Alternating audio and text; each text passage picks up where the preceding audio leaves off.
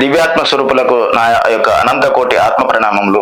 మరి ఈరోజు శ్రీ పోతులూరి వీర బ్రహ్మేంద్ర స్వామి వారు అందించినటువంటి గొప్ప అద్భుతమైనటువంటి జ్ఞాన సందేశాన్ని మనం తెలుసుకుందాము. మనుషులందరూ మాయ నుండి బయటపడాలంటే మన సరైనటువంటి గురువు కావాలి.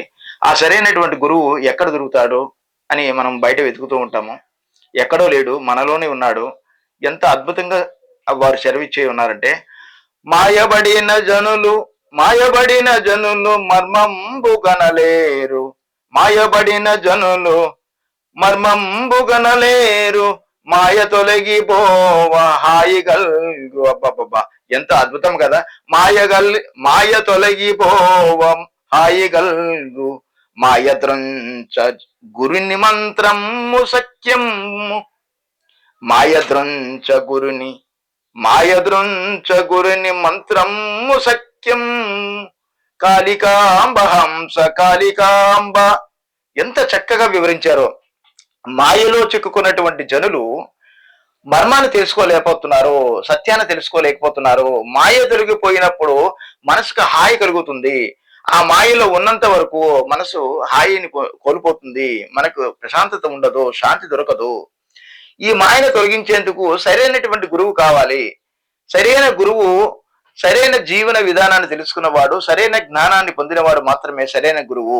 ఆ సరైన గురువు ఎవరు అంటే ధ్యానమే కదా, శ్వాసే కదా అసలైన గురువు. మరి ఆత్మ జ్ఞాన గురువు, ఆత్మే మనకు జ్ఞాన గురువు, శ్వాసే మనకి ధ్యాన గురువు. అలాంటి సరైనటువంటి గురువును పట్టుకున్నప్పుడు, అంటే శ్వాస మీద ధ్యాసను పట్టుకున్నప్పుడు మనకు సరైనటువంటి జీవితం దొరుకుతుంది అని వీర బ్రహ్మేంద్ర స్వామి వారు చెప్తూ ఉన్నారు. ఎంత అద్భుతం కదా!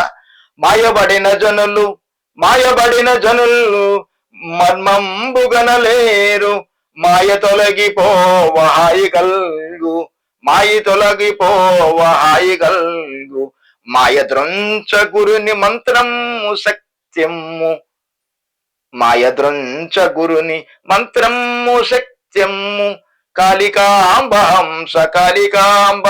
కాబట్టి మిత్రులారా, పరమాత్మ స్వరూపులారా, ఈ భూమండలం మీద అనంతమైనటువంటి జీవితాన్ని అనంతమైనటువంటి మహిమాన్వితంగా జీవించడానికి పరమ గురువులు, జగద్గురువులు ఎందరో మనకి సెలవిచ్చి ఉన్నారు.